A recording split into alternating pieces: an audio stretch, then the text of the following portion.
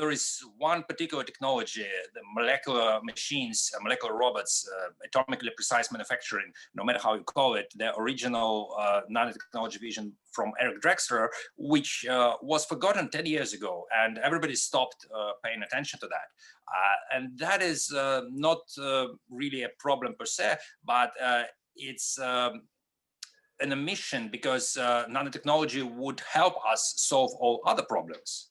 Like medical nanorobots would help us with the death problem. Nanorobots would solve all our material and energy needs, solving the climate and the environment problems. And it's also potentially useful because we would get faster computers, and brain-computer interfaces would be useful for intelligence augmentation. But nobody is working on that, and so that's something for me to solve as well.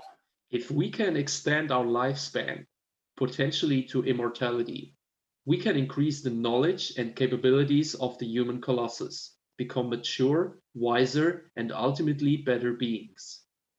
Danila Medvedev has made it his life's mission to extend human life and to prove to nature that intelligence is not a mistake, but can in fact coexist with its surroundings.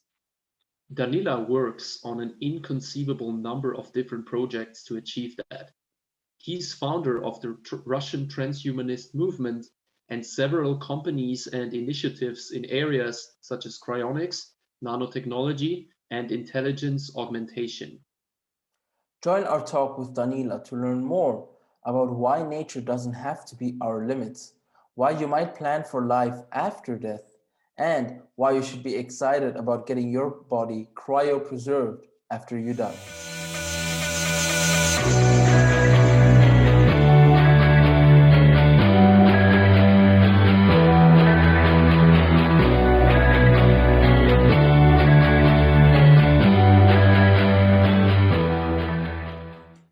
Hello guys, and welcome to this week's episodes of UTX. We are very proud and honored to feature Mr. Danila Medvedev from Russia. This is going to be a really interesting one. We can't really wait to get started, so I think we should just get started. Hello, Mr. Medvedev, how are you? Hello, fine, thank you. We have seen that you work on so many different projects. It is mind-blowing, so many different areas that you work on. What would be the common theme behind your projects, if you would have to name one? What is behind all of it? Well, the scale is probably the common theme. So I'm interested in doing something bigger than just a small startup or a small project. What I want is I want to happily and peacefully retire and know that everything on this planet is going fine and everything is under control. So the sooner I can get to that stage and be satisfied with the state of civilization, the better. So I'm interested in projects which kind of promise to solve all world's problems, like 5 or 10 years. So what are the biggest problems that you perceive? Well, the problems, the first problem is of course, the state of the environment and the climate, and that started around 1970s when people started realizing that we're getting rid of nature and that cannot continue forever. So we are currently at the stage when it's even more obvious, and there is even political and business action in that direction. So that's one problem, obviously. The second problem is that we messed up technology management. We had amazing progress in 19th century. We had great progress in the first half of the 20th century, and we faced a wall after the space program and after the atomic project. So we don't know how to restart it so that we get technologies that we need and science that we need fast enough. So that's the second problem. And the third problem is that we're still dying and aging, and that is still unsolved. And that's important for every one of us, for our loved ones. So immortality, it's obviously a very important direction.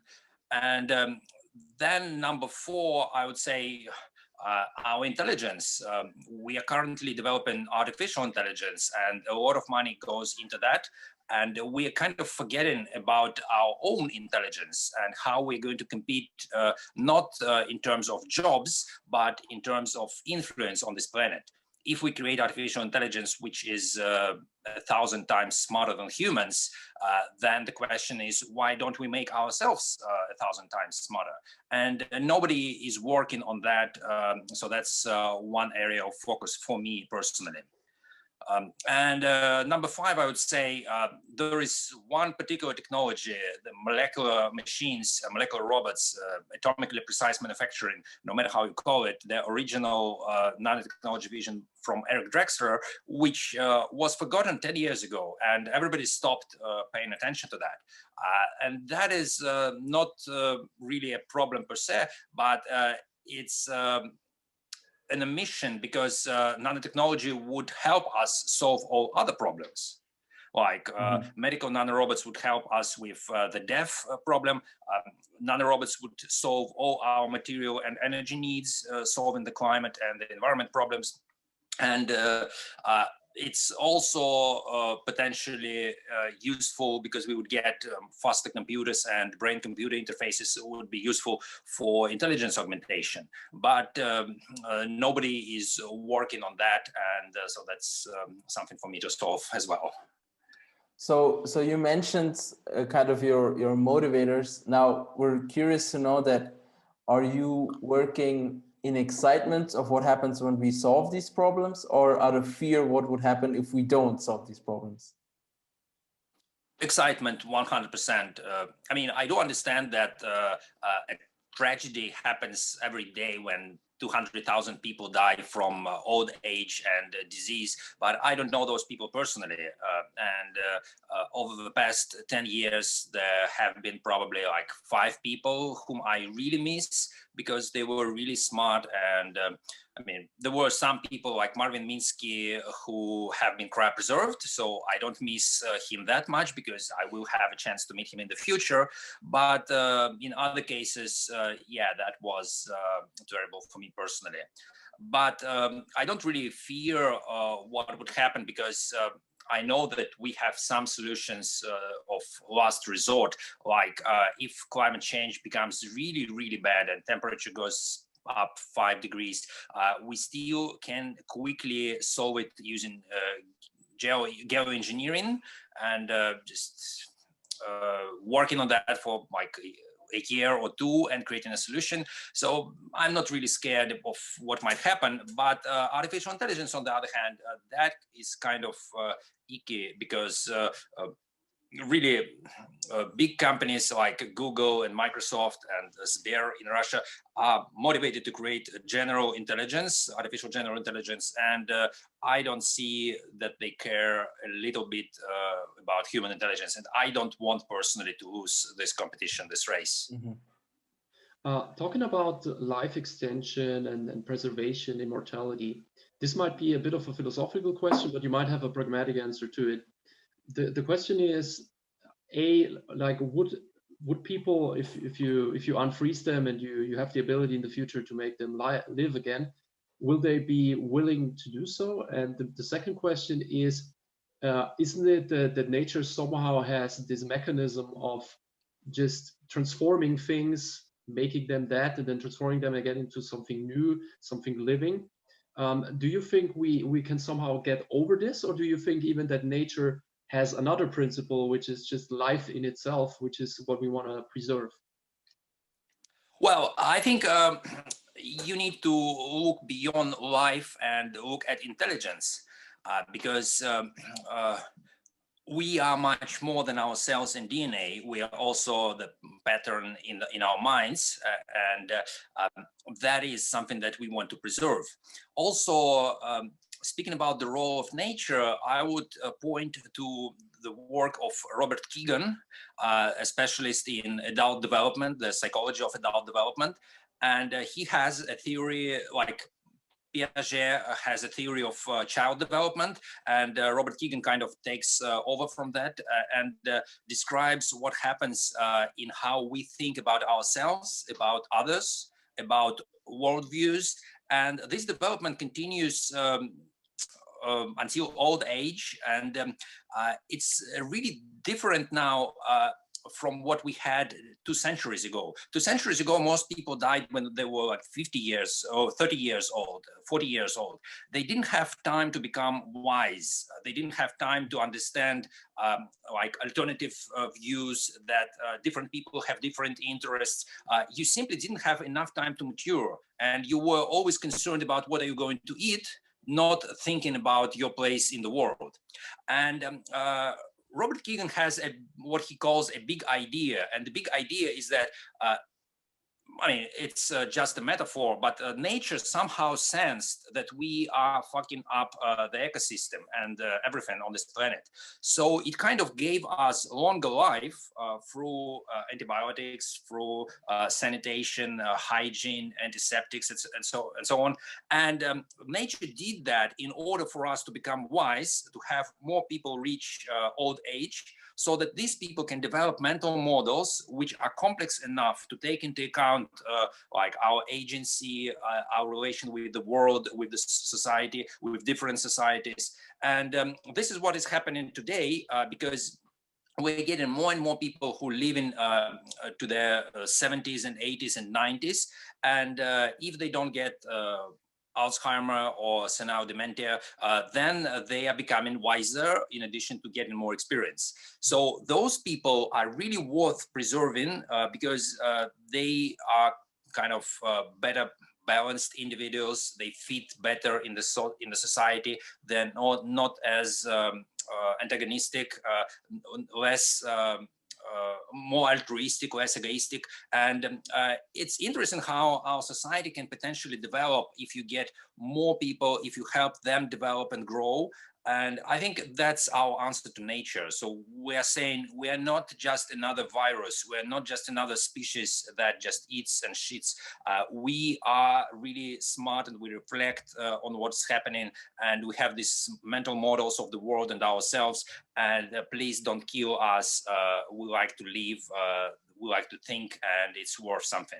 So that's my general view about where we humans are standing at this point.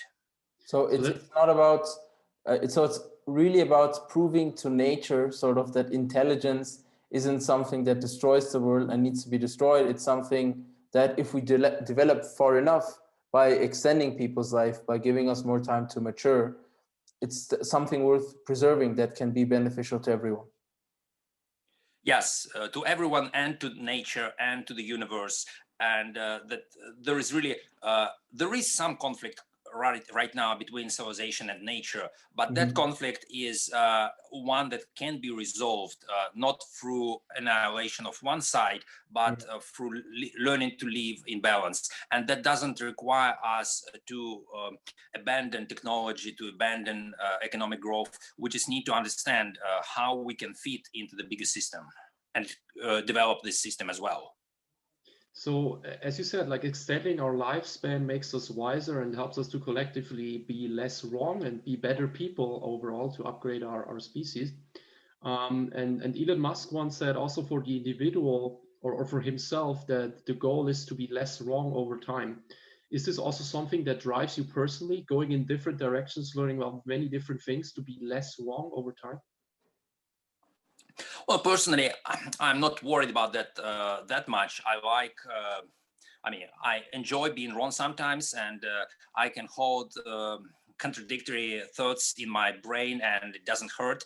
So I can just go like surf the waves of thought, and that is also fine to me. I don't worry if whether I'm wrong or right all the time.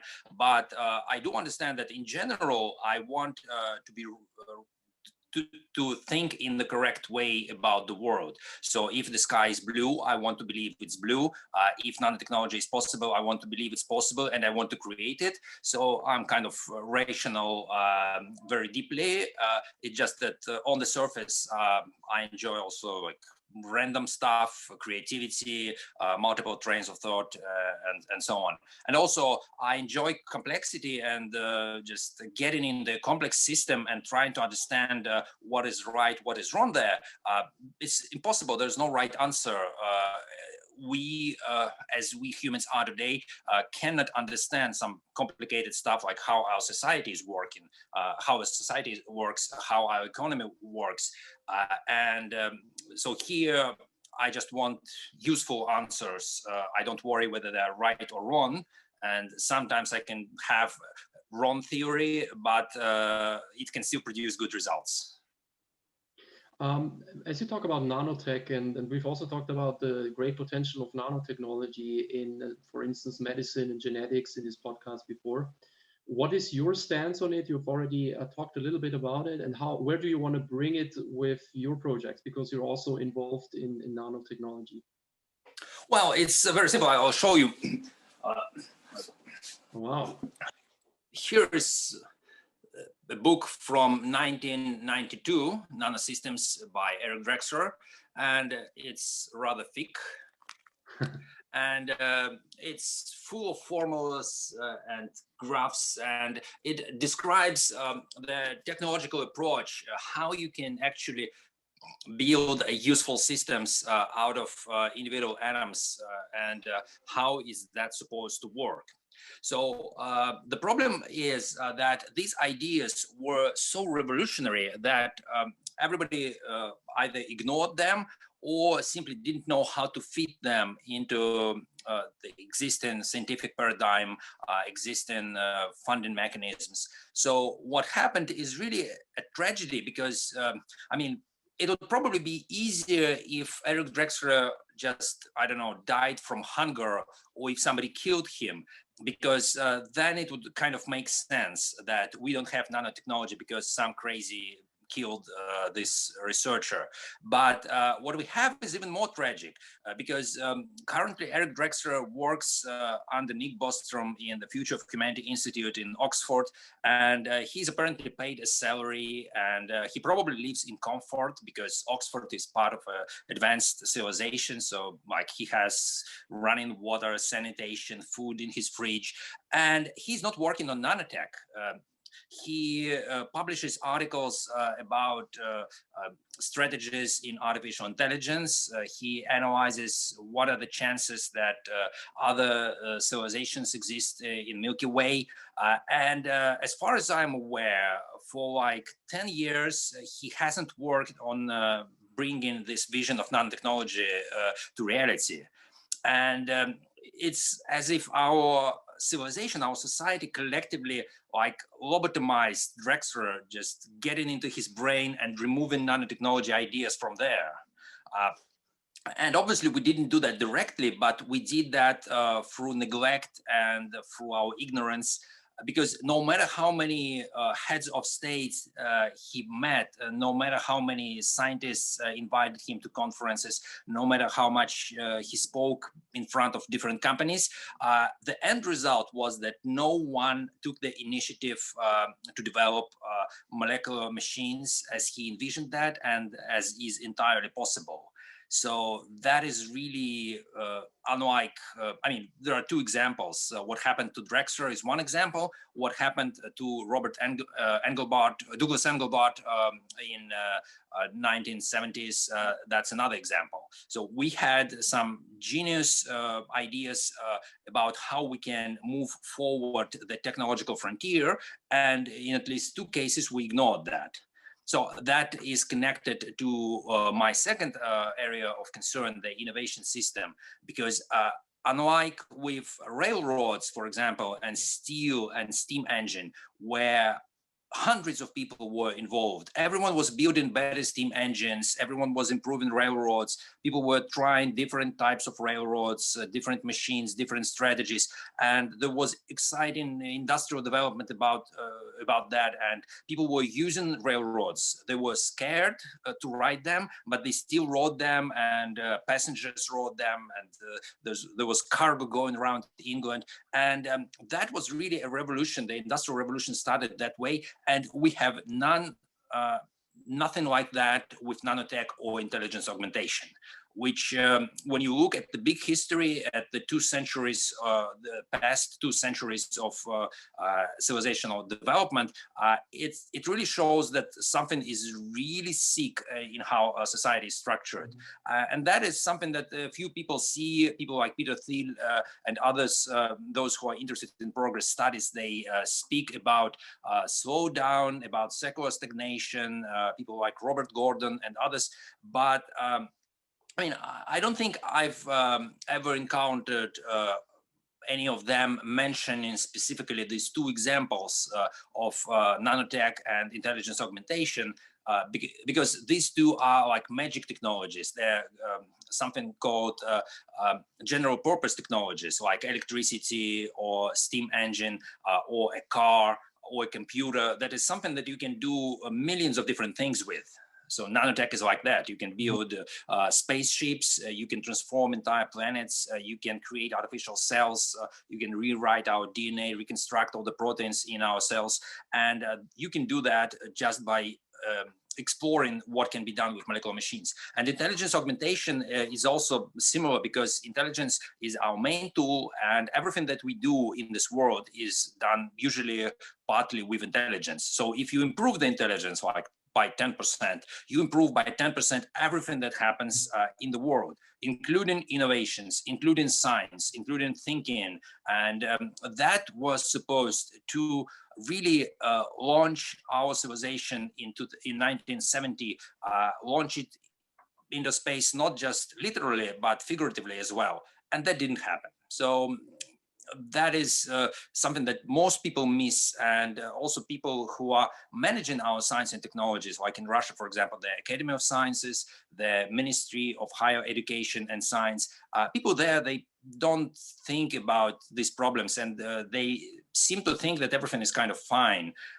So that means that I have this task also to study how the innovation system works and put it into simple enough words eventually, so that people understand that it's not just about startups or about giving more money to scientists. That's about setting some very deep, some very fundamental priorities about what we as a human civilization of 8 billion people, what we need to create. Like we need another fire, or we need another wheel. So nanotech is something akin to fire. Intelligence augmentation is something akin to wheel. And we are like people who saw this future of, I don't know, like trains running on steam power, and you try to explain to everybody else, like, wouldn't it be cool if we had these wheels running over rails? And people say, what is a wheel? What is a rail? And you can't explain it to them. Yeah, if you can't explain it, I think you should just show it, right? Yeah, we actually did it because the project that we are running with nanotech, it's a virtual reality simulation, which allows you to use hand control. So not controllers where you press buttons, but instead your 10 fingers using either lip motion or Oculus Quest 2, which tracks hands. And you can, in VR, you can see individual atoms, and you can take them and move them and connect them. And they are behaving as in real matter, as in real molecules. And our idea is that if we can get at least children, maybe students in universities, but even children would do, if we can give them these pieces of matter and teach them, basically not teach them, but just show them that you can try and explore matter on the atomic level, then they will learn how to create small molecular parts, which Drexler describes in his nanosystems book. And maybe we don't need a huge government project designing nanomachines. Maybe we can get just 10 or 15 years old in VR, who just thousands of them together working in a multiplayer space. They would be able to create conceptually huge machines like people do with Legos or in Minecraft, where they can have like working computers or assembly lines. And if we can do the same with this virtual reality simulation of matter, then we can get, we can cross the threshold of complexity and create something which is believable enough so that we can go to a huge corporation or a funding agency or a billionaire and say, look at this virtual reality simulation of molecular machines. If we put $1 billion into that, we can create a similar one, but running in real life, debug it, and then enjoy the fruits of nanotech. So that's the strategy with persuading people to work on nanomachines. So what we're hearing from this, and this is also something that we share, it's the reason that the podcast exists, is what matters most in the world is technological progress and scientific advancements. Now, as I'm hearing from you, the only way that we can really achieve that is if we bring everyone on board, if everyone is collectively working on this, if we reshape society. And is there any other way to achieve this than, as you say, with education, with having everyone intrinsically believe in this? Is there sort of a leadership solution? First, of course, I have to criticize the word everyone, because it's a forbidden topic. It's a taboo in modern society, but people are different, and they're also different in their intellectual capabilities. If you think, if you look at in IQ as a sort of a rough indicator of what intelligence is, then people who have IQ of 100, they are idiots compared to people who have like 130, which is not a genius, but just a very smart person. So it may be that we don't have 8 billion intelligent people on this planet. It may be that we have like a few million people, intelligent people, and everybody else is a little bit primitive. They can think about, they can function in our society, but they can't comprehend what a system is. They can't comprehend what a system of innovation is. They don't understand the nature of general purpose technologies. They don't understand, they don't have metacognition. They don't understand how you can improve intelligence, because they don't reflect on what their intelligence is. They just live. And it's fine in terms of having them in the society and having them do something and enjoy life, and that's perfectly good, and that's one of the goals that we have. But the problem is they're like children. They can't help us with like very young children, like 3-year-olds. They can't help us run the society. And this becomes worse as the society becomes more complex, because if we don't improve our intelligence in tandem with this growth and complexity, then the society becomes ran worse and worse. And that's in some directions, like R&D policy, this is something that I believe we observe. So what we need is, we don't need to get everyone on board. We need a critical mass. We need people who are competent across the board, who have high level of maturity, personal and social maturity, people who have high social intelligence, high general intelligence, people who have a big time frame, so they can think about decades and operate on the scale of decades. So that's also what comes with age. And we need these people to have some general understanding of the world and how the world functions and how the society functions. We need them to have some good values, like be in favor of progress, be humanists, be rationalists, materialists, and transhumanists, and be in favor of life extension, of course. And we also need them to have some valuable skills like sciences, engineering, government policy, PR, management, and so on. And it's, when you think about all the requirements that you need to have in a person for them to be a pro-progress generalist, it may be that there are like 100 or 1,000 people on this planet who fit every requirement. And if you think about people like Elon Musk, for example, he is not 100% fit. Like, he's much better than average. He's good, but his social intelligence is obviously lacking. His control of emotions and ability to build relationships is something that he needs to work on. There are people who are better than him. Like, for example, Bill Gates obviously is very socially intelligent, and he's able to work within bigger systems, but there are not many people like that. And it might be that overall in the world, there are like 1,000 people, maybe even less. And these people currently, they don't, some of them know each other.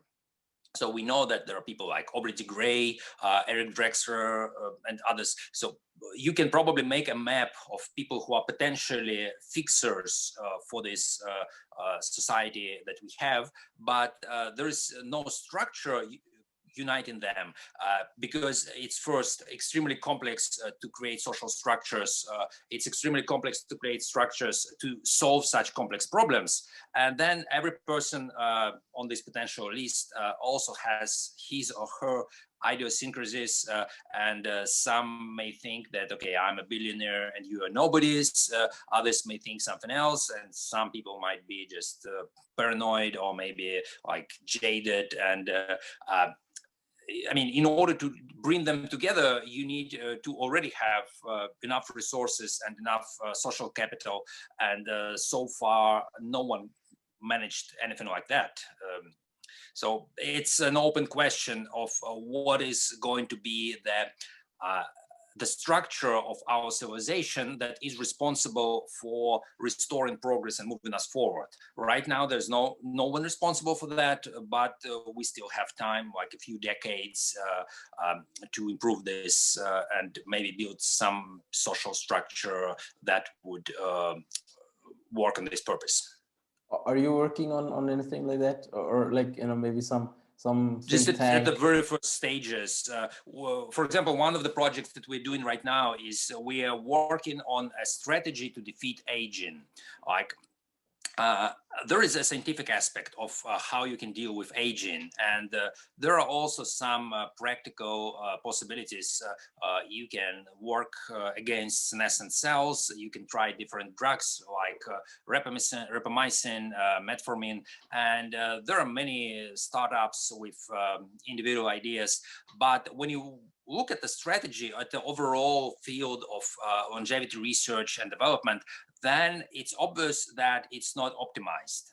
Like other areas, like ordinary drugs or cosmetics or skincare, they get tens of billions of investment every year, and there are huge corporations interested in that, like Procter & Gamble, Johnson & Johnson, pharmaceutical companies like Pfizer, Bayer, etc. And nothing like that happens in longevity. And I've had a discussion just yesterday with one guy, dean of the faculty of tech entrepreneurship, and he was an American venture investor in life sciences, and he said, like, there are obviously some problems which need to be analyzed and fixed in the longevity area, not related to science, but related to management, regulation, lack of strategy. And so the project that we're doing is we're trying to analyze this field using ordinary strategic approaches with some people who are experts and have experience. Some of our friends, they worked in big banks and big corporations developing strategies, and we agreed that they will guide this process so that we can actually, for the first time ever, explain why is no one working to make humans immortal, what's wrong with our innovation system in this particular regard, what we need to change. And this requires, even to set this problem requires some wisdom, because a naive life extension advocate thinks that scientists are already working, we just need to wait, or maybe we need to give them a little bit more money, or maybe we need to find that one molecule and then it's done. But when you're wise and get more experience, you understand that it's a systems problem. It's not working the way it's supposed to work. The money is not flowing in the right way.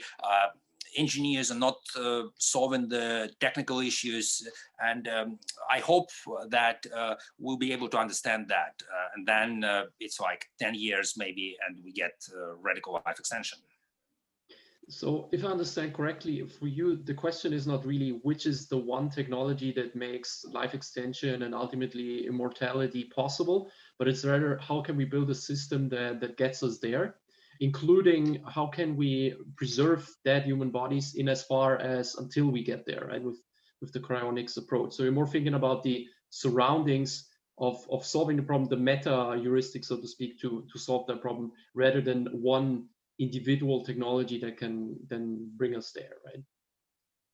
Yes, that's right. If you use an analogy with software development, for example, there are some hacks, some quick and dirty solutions when you just write a batch script to fix a particular to do a particular task that you have, or maybe you just manually do something and hard code something, but you can't build a big, successful, effective software system using just these hacks and workarounds. You need architecture. Even if its architecture is not followed 100%, it still needs to be there at the core. And that's what we need to do with agent research and development and general life extension development. There are some workarounds like cryonics or head transplants. There are some quick and dirty solutions, like what if we just take the head, like your head, and transplant it here on my shoulder. Maybe we can connect our circulatory systems so that your brain will be getting enough of the nutrients and oxygen and energy, and you will be thinking just fine. And then we can, I don't know, use like brain-computer interfaces, or maybe scan the muscles and decode what you want to say. And then I will have two heads, my head and your head, and you will be able to kind of lead a normal life, except that you would be slightly inconvenienced, but that would be an amazing solution, because for a huge number of people, we'll be able to give them a second life. And it's not difficult technologically. Demihov, a Russian scientist, the father of transplantology, he managed to do that with dogs in 1960s. So it's not that difficult. There are photos that Time magazine did about him, and the story that ran in Time. And like people knew about that, but then they forgot about this, and no one is working on these simple solutions, which might actually work and get us like halfway to the goal. That's a perfect bridge to the next topic, neuroprogramming. So you're working currently on NeyroKod, right? And can you explain us what it is centered around, what its approach is? Well, I can explain, but it's harder to explain in such a way so that people understand it. Because, I mean, if it was simple, someone would do that already. It's really a matter of language. It's a matter of how we encode our thoughts into symbols. And language is a very old technology that we evolved, then improved. It evolved through speaking. So we have linear language where we use our voice to encode what we think. And the way we think is we have these neural networks which are intricately connected, and there are very complex structures. And somehow we managed to serialize that, to put that into serial linear text. Then we developed writing, and writing was originally developed, I mean, after we played with images, then we learned that we can encode sounds using those images, and then Egyptians and Phoenicians and Babylonians, they developed improvements and created alphabet. And every writing system that we have, it's either Chinese hieroglyphics or it's something that evolved from the original alphabet. So there hasn't been many improvements, many breakthroughs in terms of writing. Yes, we did improve some things, like we created capital letters, we created spaces. Originally, people didn't use spaces to separate words. Then this innovation was created by Celtic monks who were rewriting books, and they found it easier to just put some space between words, and that was an amazing innovation. Then we created like pages, books, and page numbers, and chapters, and tables of content. So there were some improvements, but the problem that I'm solving with NeyroKod is we can actually do much better. We can create a way to structure an unlimited and arbitrary amount of information, structure it so that it's compatible both with text, with images, with visual structure, and so that it's also formally structured so that you can use computers to process and organize it, and also so that you can access text not linearly, but randomly, like in random access memory. So if you think about traditional text as a cassette with data tape, which you need to rewind to access particular part, that's what linear text is. You flip through the book, you scroll a document, it's linear. If you think about random access memory, you can access any part of it. You can access any data structure that you have, and it's much better than tape. So NeyroKod is random access memory for content and for knowledge and for information.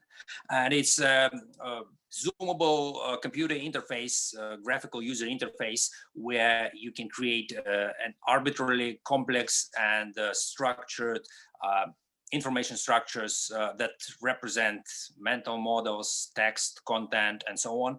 And you can work with arbitrary parts of it, structure them, restructure, remix, and so on. And you can do that collectively as well. And it's built in that you can access it from any device, working with different people together. And in my view, it's really the next step in evolution of books and in evolution of text, and essentially in evolution of language. It does take some, it doesn't take much time to learn the basics, but to fully benefit from it, you need to be thinking complex thoughts, and you need to be doing something complex. If you're doing something simple, then ordinary oral language is enough. You can just like say something aloud and talk to other people and get on the phone and resolve some issues.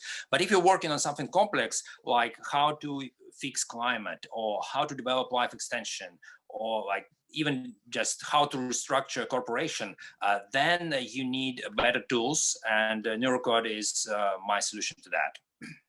So to understand it properly, would this interface be in our brain? Would it be like a brain-computer interface, or is this something that is going towards uploading my conscience onto a digital? Well, what is important to realize here is that, and I mean, it was written by Douglas Engelbart in 1962, so it's not like it's some original insight, is that you have levels in how intelligence is organized.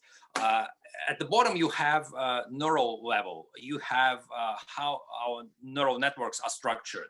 And we do know something about it, but we don't know much. We don't know how thoughts are encoded, but we do know that it works. So we know that at the very basic level, our brain works just fine.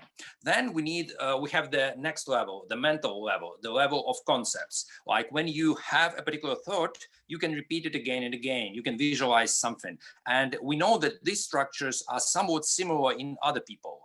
Like, for example, when you feel a particular emotion, or when you think about a particular argument, you can have this argument in your head, and I can have it in my head. And we understand others enough that we think that it's the same argument. So we are on the same page, essentially. And then there's the next level, that's the symbolic, the language level and the symbolic level. It's when we actually give names to these mental constructs, and then we can write them on the page. We can write them on the computer. We can speak them aloud. And this progression of levels means that in order to upload human consciousness, human mind into a computer, or in order to integrate a working human brain with a computer, you need to work on different system levels.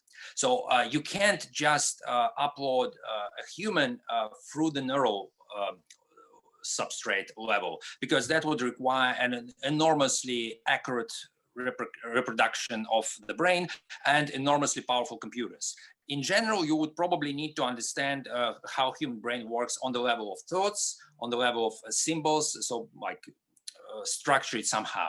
And NeyroKod is a step in that direction. If we can work with symbolic representations of our thoughts that are better than written, traditional written language, traditional linear language, then I believe we can move closer to actually creating a model of the brain and getting artificial intelligence work on parts of these mental models, and eventually getting to the point where we can recreate human thinking on another substrate, like in a computer. Now, if this is going to happen, and if we have full functioning brain-computer interfaces, you said before that it's important that people are still individuals and there is some idiosyncratic, let's say, traits to them. Now, with technology, there's always this case. If we look at COVID, for instance, there is the indirect case of saying everyone should get a vaccine, and at least until we have some herd immunity, independent of individual preferences. And even if there is no government rule to it, there's disadvantages for those that do prefer not to vaccine. In the future, if we have brain-computer interfaces, someone could say, it's not really good if someone has, let's say, mental problems, they should just turn on their brain-computer interface. Is there a way that we can marry these two things, that we can marry technological progress with people still saying, yeah, but I still want to have my original mental problems, for instance? Well, I think there are two levels here. One level is people who are much less intelligent, and in general, it doesn't really matter in our world what they think, because others think for them. So if you have somebody who is refusing to get vaccinated, who believes that Earth is flat, then you can do whatever you want with that person. You can get that person and forcefully insert brain-computer interfaces into his head and then press a button and reprogram him. And like nobody is going to object, because you have power, you have social influence, and that person doesn't. So that's not an issue, really.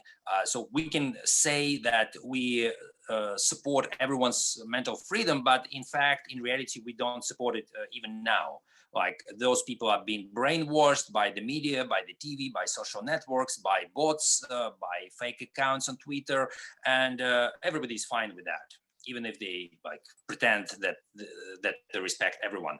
But if you think about the like top 10 million people or top million people who are complex enough to actually have idiosyncrasies worth preserving, then it's probably going to be more complex. So some of those people would say, like, I have like some form of Asperger, and I find it very valuable because it gives me focus, it gives me better motivation, so I want to preserve that.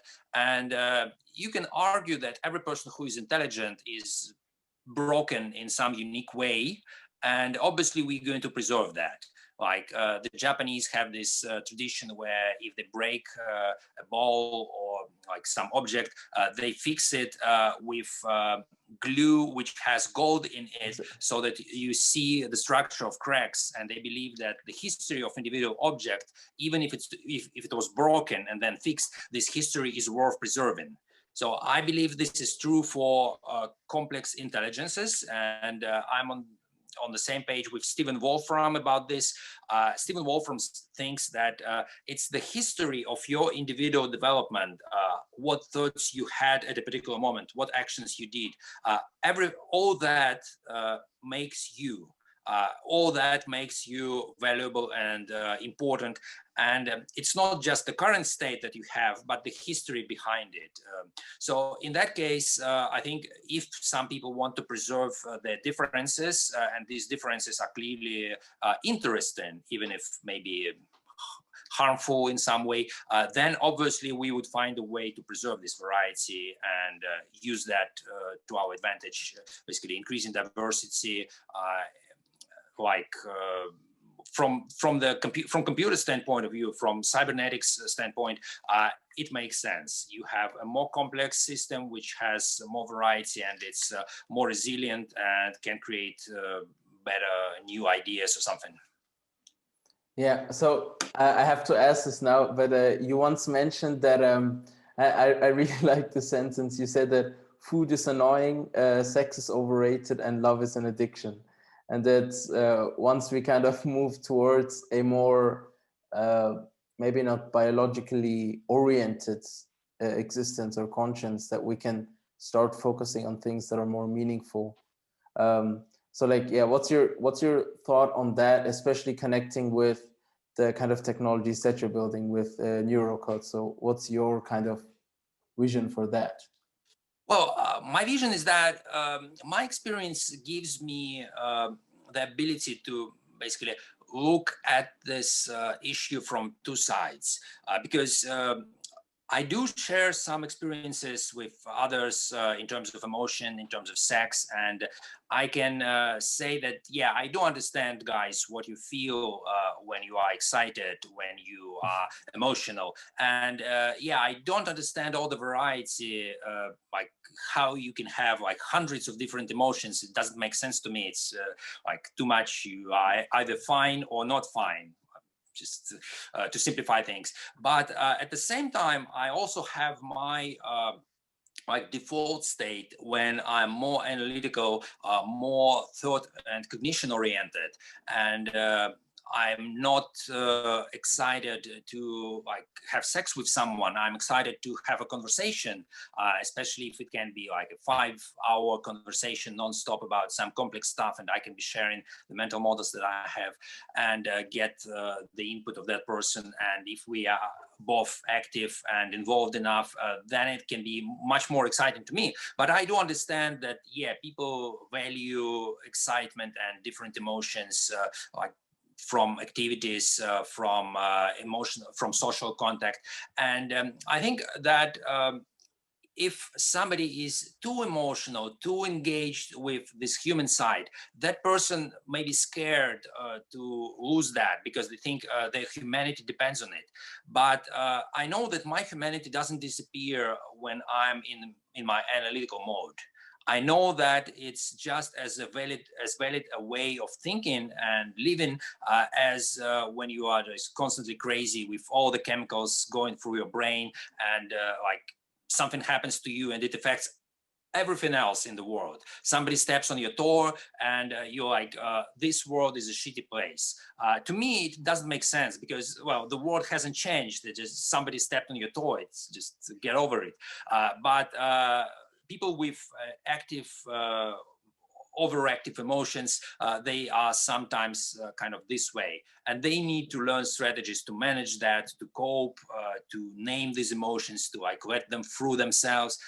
And I think if we can get rid of that and replace it with some better system, everybody would enjoy it and like it. And I would probably be, people like me would be among the first to like install some protection mechanisms, like some fuses, and that would probably work better, like with some drugs, for example, which you can take to increase concentration, to increase focus.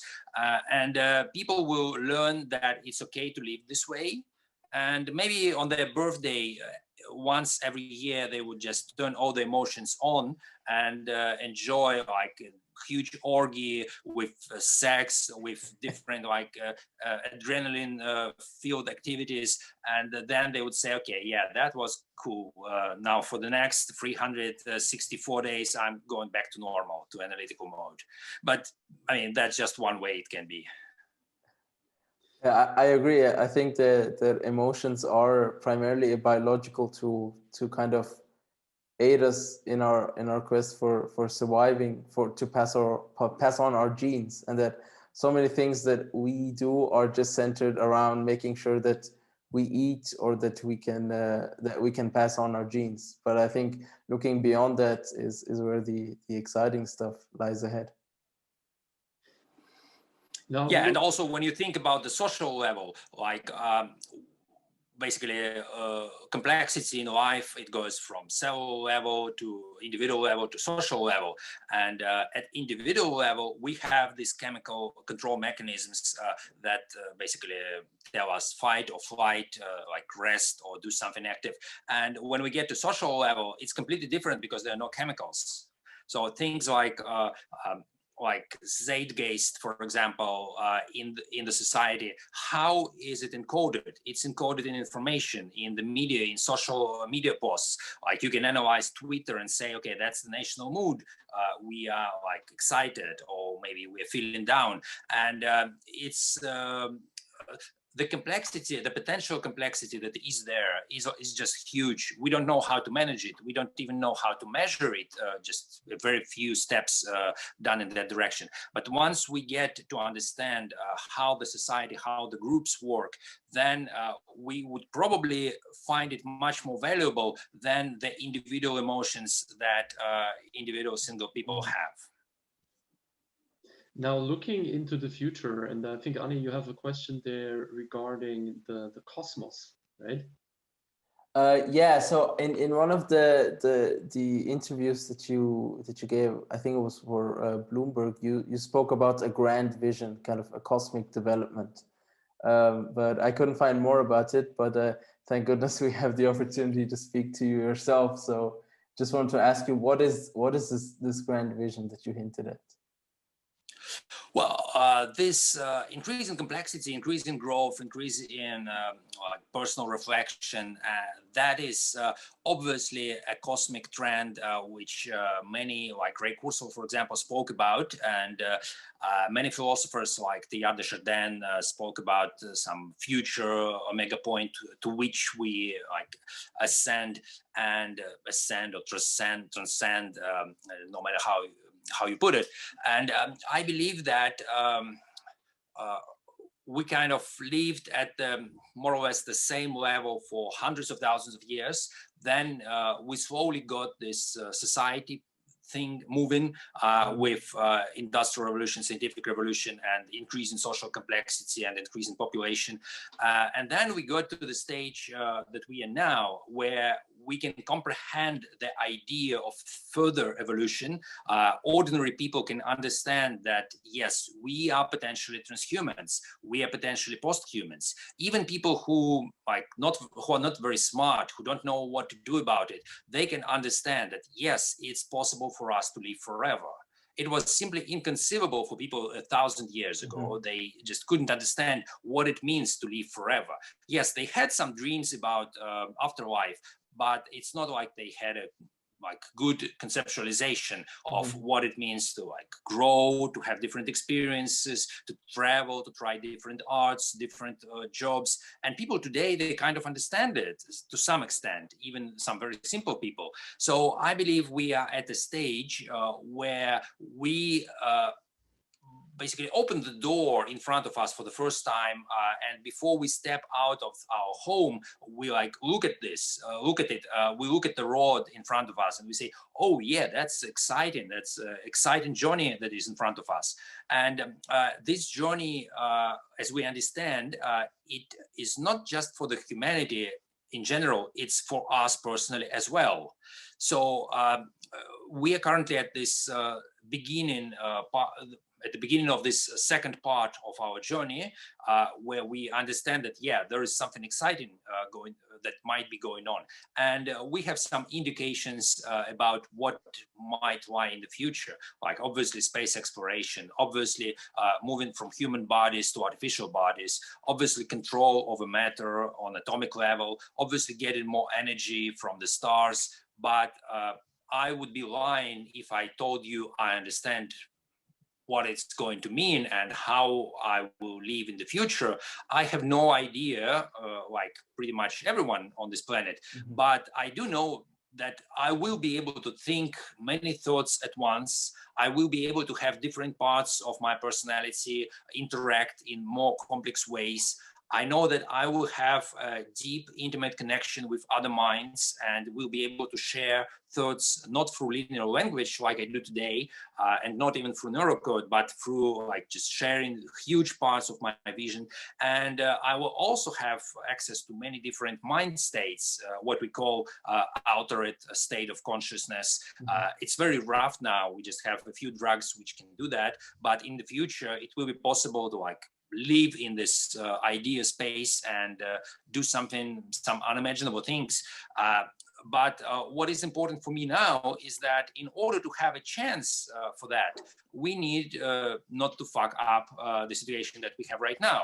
Because if we fuck up the climate, the R&D, the environmental and social issues and urban development, then we just might have the collapse. And our civilization will just go to pre-industrial level, and there will be some humans somewhere on this planet, but without access to high technology, and they will be dying after 60 or 50 years. And it's, I mean, it might be even that we have a runaway climate change when there will be no humans, or maybe like a few former billionaires living in capsules underground, or like in nuclear submarines with just canned food and not being able to like go outside in the open air without special protection suit. And that's not very exciting, because they will obviously be like not moving humanity forward, but just reliving some of its past. Yeah, so to touch on this aspect of that it's our kind of responsibility to make sure that we don't squander this unique opportunity of having intelligence and then losing it over something as stupid as climate change, but to kind of enhance it and evolve it to something that can coexist, as you said, with nature and everything. What do you think in this context, what role does politics, or does society and governments, what role do they play? Or like, can they be used effectively as a leverage, or how do you see their role going forward? I have the following vision. I believe that at this stage, NeyroKod is probably one of the very few tools that you can use to manage complexity. There are some professional tools like VenSim for system dynamics, other simulation tools like Palantir, for example. But most of those tools are for professionals only. You need a trained programmer or data scientist or analyst who is working with the model, and you can't have a decision maker or just a regular scientist or engineer or just a citizen working with the system, because it's too complex and nobody understands how to operate it. I believe that NeyroKod is a step forward in that you can have ordinary people describe and manage the complexity of the challenges and the projects that we have, and do it together. So like, we do have some tools that allow humans to access a lot of information, but they're very specialized. For example, Google Maps is amazing, but it's only for spatial data on a two-dimensional surface, only for geographic information. I mean, you can describe Earth in great detail, but it doesn't help you with abstract thought, for example. You don't have Google Maps for abstractions, for knowledge. You do have Wikipedia, which uses a different mode of encoding information. It's not a two-dimensional space. It's a set of pages connected with hyperlinks. And it's good because you can create a huge structure of information and people can read it and rewrite it. But Wikipedia is good for static content. It's an encyclopedia. It's not living, it's not breathing. You can update pages, yeah, but you can't really change the structure. You can't create a subset of Wikipedia which is about like next election or maybe a climate change. It's very hard work to restructure Wikipedia. What you have just lies there, and then you have more layers like you have in the ground, for example, with sediment forming different layers. We need better tools to think collectively. That's what Douglas Engelbart said in 1960s. That's true today. So my vision is if I can find enough people and governments, corporations, strategic departments, etc., working on complex enough issues that they are motivated to try new approaches and new tools, then I can get a number of early adopters who are using this platform to think together. And the hypothesis is that we can get this, we can bootstrap this development so that they get better thinking, they learn the tool better, we improve the tool, they get even better thinking, and then we can have governance mechanisms and management mechanisms in corporations, in governments, in science, that will work well enough on any challenges that we currently have, like managing research and development, dealing with climate change, developing our society, understanding how the mind works, and so on. So that's the way we can get governments and experts on our side if we basically give them the platform and train them to use it. And then we can convert them and tell them, okay, now you think not through policy documents and memorandums, but you think through this model, shared mental model that you create and that you encode in this graphical interface. Let's hope for your vision to become reality, Danila Medvedev. Thank you very much for being part of the UTX podcast and for your time and answering all our questions. Thanks for the great questions, and hope this discussion was comprehensible for the listeners. I think the only problem is that it wasn't long enough. So yeah, love to connect again, go for a second round. But yeah, I mean, it's really inspiring to talk to people who don't focus on the small stuff, who kind of not just get the bigger picture, but also try to do something about it or to make everyone go towards it. So we definitely wish you all the best with NeyroKod, with Hierarchies, and all other projects. You're quite a busy person. There's some things that we couldn't cover, but hopefully you can cover that next time. Thank you. Have a nice day. See you. Thanks a lot, Danila.